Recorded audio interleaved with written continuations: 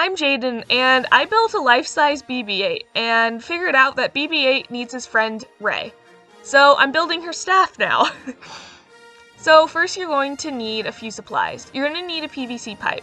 Mine's 6'2", and depending on your height, the length of the staff is going to change. So just find a pipe length that you're comfortable with.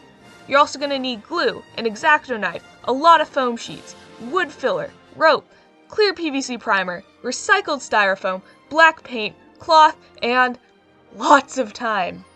Once you have everything, you're going to start. Pull up a lot of reference photos and find one with as much detail as you can get.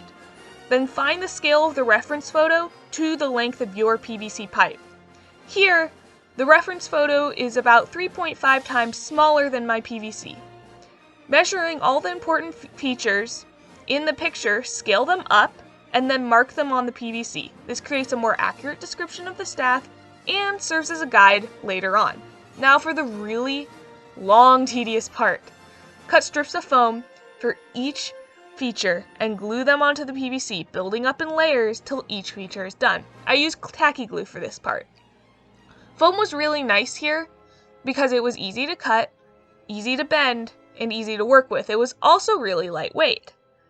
Ray's staff is pretty complex, so just keep that in mind time-wise. I did this over a few weeks.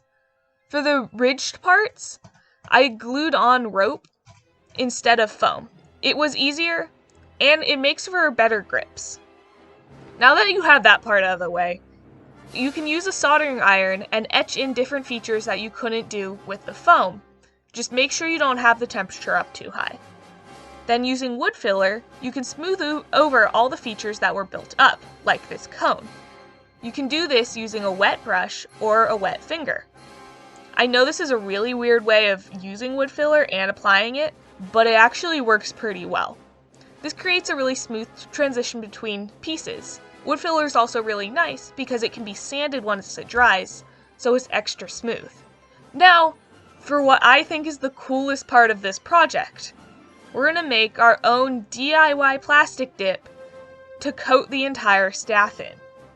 So you're going to grab a bunch. There's other elements in the primer that make the plastic spreadable, and they evaporate quickly so the dip will dry. A note here is to do this in a well-ventilated area. Unfortunately, this dip didn't work.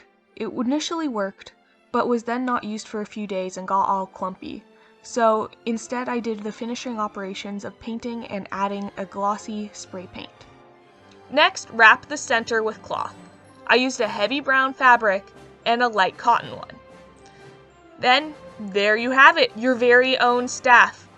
I really hope you enjoyed this video. Thank you for watching.